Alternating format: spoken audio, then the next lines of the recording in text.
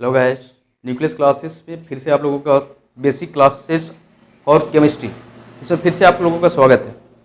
हम लोग basic class देख रहे हैं, बेसिक लेक्चर देख रहे हैं केमिस्ट्री का कि कोई भी पर्सन अगर केमिस्ट्री जानना चाहता है तो उसको जाननी क्या चाहिए, केमिस्ट्री को समझने के लिए उसका इनिशियल स्टेज क्या है, उस चीज़ को हम लोग देख रहे हैं। ओके, अगर आप 10th केमिस्ट्री को समझना चाहते हैं बहुत अच्छे ढंग से तो आपको ये लेक्चर बहुत अच्छे से जाननी पड़ेगी। That is electrolytes and electrolysis. Electrolysis is a process, electrolytes are substance. Okay, तो इलेक्ट्रोलाइट्स क्या सबस्टेंस होते हैं? तो इलेक्ट्रोलाइट्स वे सबस्टेंस होते हैं जिसको वाटर में डाल दो तो वो डिसएसोसिएट हो जाएंगे आयंस में। ओके, या फर्निश हो जाएंगे आयंस में। ओके स्टूडेंट, तो उसको हम लोग क्या कहेंगे? इलेक्ट्रोलाइट्स। जिसको आप डिफाइन कर सकते हैं, electrolytes are those substances which furnish into ions on dissolving into water। Okay okay student, तो देखिए इसके एग्जांपल्स हैं all acid, all base and all salt. Acid में आप देख सकते हैं एसिड के दो टाइप्स होते हैं, गौर से देखिएगा। एसिड में स्ट्रॉन्ग एसिड होते हैं और फिर वीक एसिड होते हैं। स्ट्रॉन्ग एसिड में मैं किसको रखता हूँ? इनऑर्गेनिक एसिड को, जैसे HCl, H2SO4 और HNO3। अब 3 एग्जाम्पल स्ट्रॉन्ग एसिड के याद रख लीजिए, दैट एनफ। ठीक, वीक एसिड में कार्बन कंटेनिंग एसिड, मतलब वो एसिड जिसपे कार्बन है तो समझ जाइए कि वो वीक एसिड है। ओके स्टूडेंट, जैसे हम लोग कहता है HCOOH, इसको फॉर्मिक एसिड या मिथुनिक एसिड बोलते हैं स्टूडेंट। CH3COOH, इसको हम लोग एसिटिक एसिड या तो फिर इथेनोइक एसिड के नाम से जानते हैं। ये चिट्टी के डंक में पाया जाता है। ओके, और ये विनेगार में होता है, जो चमीन वमीन खाते हैं उसमें ये प्रेजेंट होता है। ओके, थोड़ा खट्टा टाइप से होता है। और फिर ये कार्बोनिक एसिड, 3 एसिड को आप याद रख लीजिए, that's enough for class 10। Okay, इस 3 और ये 3 दोनों को याद रखिए, मतलब टोटल 6 एसिड आप याद रखिए। That is hydrochloric acid, okay, या हाइड्रोजन क्लोराइड भी कह सकते हैं, सल्फ्यूरिक एसिड या हाइड्रोजन सल्फेट भी कह सकते हैं, नाइट्रिक एसिड, हाइड्रोजन नाइट्रेट भी कह सकते हैं। ओके, वीक एसिड में फॉर्मिक एसिड या methanoic acid. Okay okay student, acetic acid और इथेनोइक एसिड, ये कार्बोनिक एसिड, ये 3 एसिड को 6 एसिड टोटल आप याद रख लीजिए। ठीक, तो ये कैसे डिसएसोसिएट होते हैं वाटर पे डालने पर? देखिए गौर से देखिएगा, स्ट्रॉन्ग एसिड है मतलब 100% डिसएसोसिएट होगा, और वीक एसिड है मतलब 100% डिसएसोसिएट नहीं होगा। ओके, तो एसिड कब अपना एक्शन शो करता है? माइंड में सेट करके रखिए, जब इसमें मॉइस्चर या वाटर के कांटेक्ट में आएगा या वाटर वेपर के कांटेक्ट में आएगा तभी ये अपना एक्शन शो करेगा। मतलब जब तक आयंस में कन्वर्ट नहीं होगा तब तक एसिड अपना एक्शन शो नहीं करेगा। मतलब रेड लिटमस पेपर को एसिड क्या करता है? ब्लू को रेड करता है, रेड को ब्लू करता है। हाँ, अब जानते हैं एसिड जो होता है वो red litmus paper, sorry blue litmus paper को रेड करता है। ठीक, तो ये ब्लू लिटमस पेपर को रेड कब करेगा? ब्लू लिटमस पेपर को रेड तभी करेगा जब ये आयंस में कन्वर्ट होगा। मतलब दूसरे लैंग्वेज में कहेंगे तो वो वाटर के कांटेक्ट में जब आएगा तब पॉसिबल होगा। ठीक, तो देखिए कैसे डिसएसोसिएट होता है। अगर आप स्ट्रॉन्ग एसिड में HCl को देखिए, इसमें आप वाटर डाल दीजिए तो ये कन्वर्ट हो जाएगा किसमें? H plus aqueous plus Cl minus aqueous. Aqueous represent कर रहा है ये आयंस कहाँ पे है? सॉल्यूशन के अंदर है। ओके, मतलब अगर मैं ये सॉल्यूशन ले लेता हूँ, इसके अंदर HCl डालता हूँ तो H प्लस और Cl माइनस कहाँ एग्जिस्ट कर रहे हैं? सॉल्यूशन के अंदर, दैट इज एक्वस। एक्वस का मीनिंग ये है।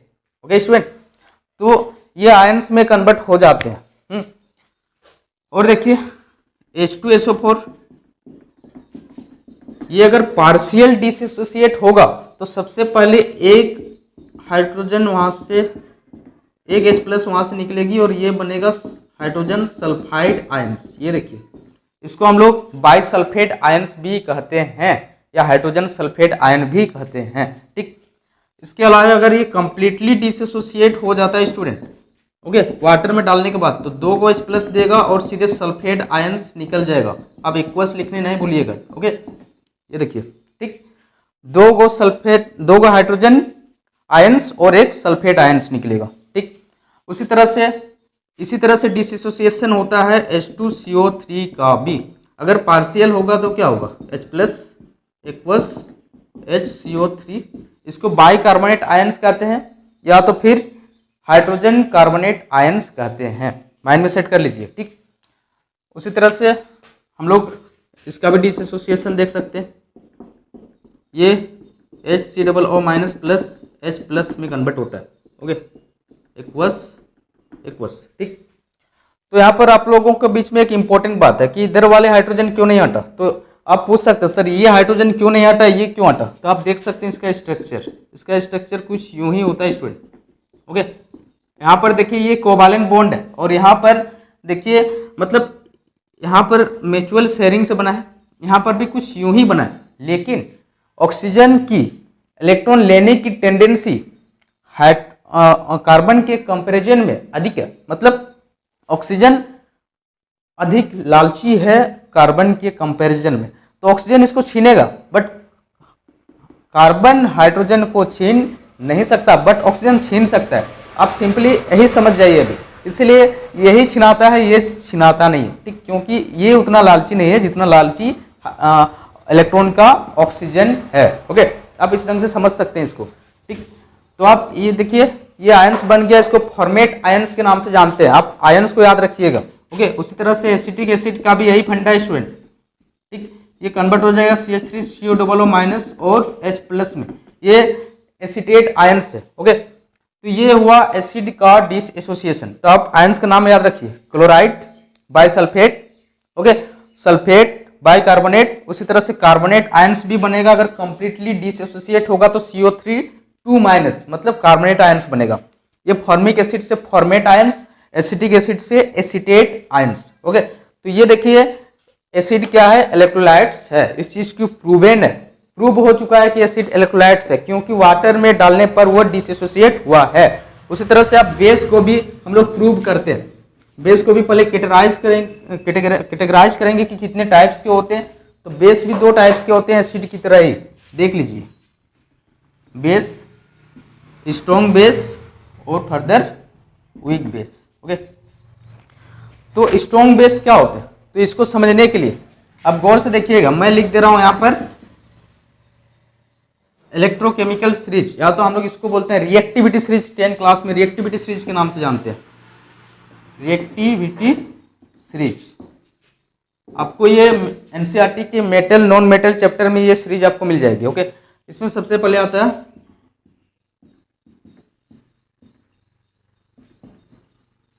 ओके,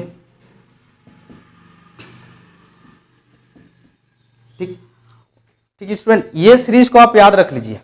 मतलब ऊपर से नीचे आएंगे तो रिएक्टिविटी क्या होगा, डिक्रीज होगा। मतलब सबसे अधिक रिएक्टिव मेटल कौन है, ये चारों, हाईली रिएक्टिव। ओके, उसके बाद ये थोड़े लेस रिएक्टिव, और इधर वाले बहुत कम ही रिएक्टिव करते हैं रेयर केस में। ओके, नीचे कौन कौन आते हैं, कॉपर, मरकरी, गोल्ड, हाँ, प्लेटिनियम, सिल्वर, ये सब सबसे नीचे आते हैं रिएक्टिविटी सीरीज में। मतलब आप कभी देखें का गोल्ड का चमक खत्म हुआ हो, नहीं, क्योंकि गोल्ड ऑक्सीजन या वाटर मॉइस्चर के साथ रिएक्शन करता ही नहीं है। अगर उसका चमक खत्म हो रहा है, शाइनिंग कम हो रहा है, तो आप समझ जाइए कि वो उसमें कुछ झोल है, मतलब वो नकली है। ठीक, तो नीचे वाले रिएक्शन करते ही नहीं, ऊपर वाले इंस्टेंटली रिएक्शन करते हैं। ओके, बहुत जल्दी रिएक्शन करते हैं। आप जानते होंगे सोडियम और पोटेशियम को केरोसिन ऑयल के अंदर रखा जाता है, इसलिए कि ये बहुत जल्दी रिएक्ट करते हैं ऑक्सीजन के साथ। ठीक, ओके, तो ये जो बेस बनाएंगे, एक चीज माइंड में सेट कर लीजिए, मेटल क्या होते हैं, जो इलेक्ट्रॉन डोनेट करते हैं। अच्छे मेटल कौन होते हैं, तो जो जितना जल्दी डोनेट करेंगे, मतलब डोनेट करने की टेंडेंसी अगर उसमें अधिक है तो वो अच्छा मेटल है। ओके, और रिएक्टिव मेटल कौन होते हैं, जो अच्छे मेटल होते हैं। ओके, तो ये अच्छे मेटल हैं, मतलब रिएक्टिव भी हैं, मतलब रिएक्टिव है तो अच्छे मेटल है। और एक चीज माइंड में सेट कर लीजिए, मेटल से ही बनता है क्या, बेस, मेटल से ही बनता है बेस। तो जो सबसे अच्छे मेटल हैं, जो रिएक्टिव मेटल हैं, वही स्ट्रॉन्ग बेस भी बनाएंगे। ठीक, तो यहाँ पर स्ट्रॉन्ग मेटल कौन है, ये है। तो इससे स्ट्रॉन्ग बेस देखिए KOH, NaOH, CaOH का होल ट्वाइस, MgOH का whole twice, these are strong base. Okay student, these are strong base, और ये जो बनाएंगे वो वीक बेस बनाएंगे, और नीचे वाले ओके बेस बनाएंगे नहीं, वो रिएक्ट करेंगे ही नहीं। ठीक, तो देखिए यहां पर ऐसे भी क्वेश्चन आता है। ओके, कोल्ड वाटर में कौन मेटल रिएक्ट करेगा? कोल्ड वाटर में वही मेटल रिएक्ट करेगा जो हाईली रिएक्टिव है, ऊपर वाले। ओके, मतलब मैग्नीशियम भी कोल्ड वाटर में रिएक्ट नहीं करता, याद रखिए। मैग्नीशियम को मैं यहां पर रख दिया हूं रिएक्टिविटी सीरीज में, हाईली रिएक्टिव में, लेकिन ये भी कोल्ड वाटर में रिएक्ट नहीं करेगा।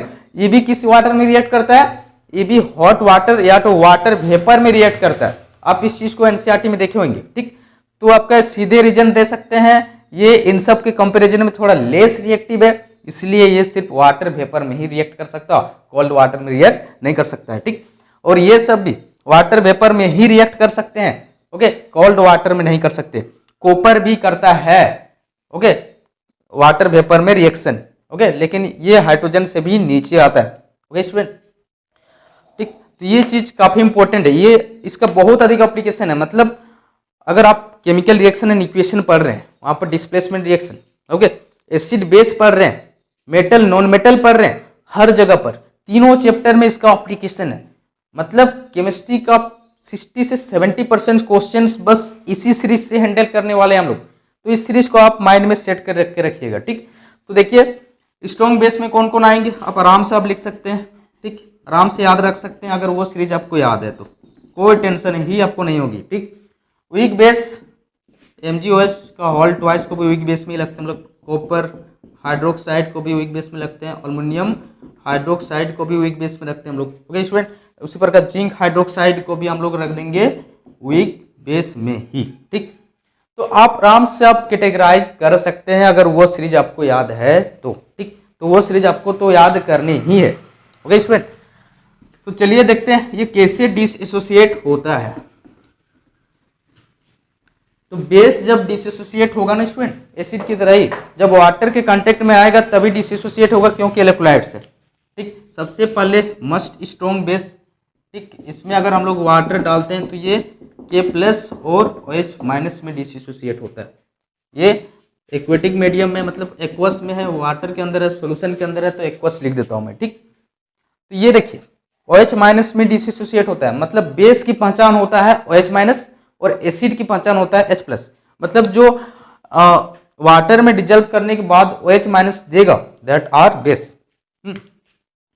NaOH, इसमें भी वाटर डाल दीजिए, Na+ और OH- में डिसोसिएट होगा। मतलब ये इन दोनों में अगर हम लोग कंपैरिजन करें तो स्ट्रॉन्ग कौन है? KOH है। क्यों है? तो K सोडियम से रिएक्टिव मेटल है, और रिएक्टिव मेटल है मतलब सोडियम से अच्छा मेटल है, और अच्छा मेटल है, रिएक्टिव है, मतलब वो स्ट्रॉन्ग बेस भी बनाएगा, क्योंकि मेटल से बेस बनता है। ठीक, ओके, मतलब स्ट्रॉन्ग बेस है KOH। इसका मीनिंग क्या है? NaOH 100%, मतलब ये जितना एक्सटेंट तक डिसोसिएट होगा, मान लीजिए ये 100% डिसोसिएट हो रहा है, तो ये 99.9999% हो रहा है। मतलब कंपैरिजन करें तो ये इन दोनों में ये थोड़े से ही वीक है इसके कंपैरिजन में। लेकिन अगर मैं इससे कंपैरिजन कर दूं MgOH का होल ट्वाइस, तो ये काफी वीक हो जाएगा। ओके, Mg2+ और 2 OH-, ओके, प्लस को यहाँ ओके, तो यहाँ पर देखिए क्या हो रहा है। अगर इन तीनों में कंपैरिजन करूं तो रिएक्टिविटी सीरीज में ये नीचे आता है, ये अगर 100% डिसोसिएट हो रहा है तो ये कहीं 99.99% हो रहा है, तो ये कहीं 98% हो रहा है। ओके, उतना भी वीक नहीं है। अगर मैं ले लूं एल्युमिनियम हाइड्रोक्साइड को, तो ये देखिए ये कहीं कितना परसेंट डिसोसिएट होगा स्टूडेंट? ये 90% के आसपास डिसोसिएट होता है।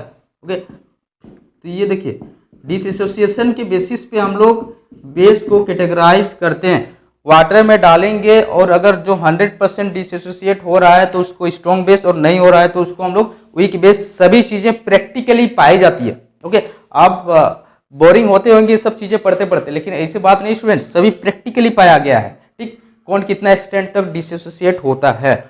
और एसिड और बेस मिलने से हम लोग का क्या बनता है? सॉल्ट बनता है। ओके, सॉल्ट का भी डिसोसिएशन होता है। ओके, जैसे एसिड और बेस के रिएक्शन से हम लोग का सॉल्ट बनता है। जैसे अब मैं रिएक्शन करा रहा हूँ सोडियम हाइड्रोक्साइड प्लस HCl, तो बनेगा क्या? NaCl plus water. ओके, तो यहाँ पर जो NaCl बना है एसिड बेस की reaction, that is salt. Okay, salt बहुत सारे हो सकते हैं, जो भी एसिड बेस का आपस में रिएक्शन है और जो बन रहा है वो सॉल्ट होगा। तो ये भी डिसोसिएट होगा कब, जब वाटर इसके ऊपर डाल दो, क्या बनेगा Na+ और Cl- एक्वाटिक मीडियम पे है, एक्वस मीडियम पे है। ठीक, मतलब सॉल्यूशन के अंदर है दोनों आयंस। ये देखिए इंपॉर्टेंट बात है इलेक्ट्रोलाइट्स की। तो बहुत सारे जितने भी सॉल्ट हैं मैं यहाँ पे लिख दे रहा हूँ, आप डिसोसिएशन करके देख लीजिएगा। ओके, सभी को आप डिसोसिएशन करके देख लीजिए। ठीक, ओके, सभी का डिसोसिएशन आप देख लीजिए स्टूडेंट, स्वयं ट्राई कीजिएगा। ठीक, सभी का डिसोसिएशन देख लीजिए, these are all salt. Okay, तो एसिड बेस जब हम लोग पढ़ेंगे चैप्टर, तो और डिटेल में इन सब के बारे में हम लोग डिस्कशन करेंगे। आज इस क्लास में हम लोग यहीं तक लिमिट रखते हैं। Thank you student.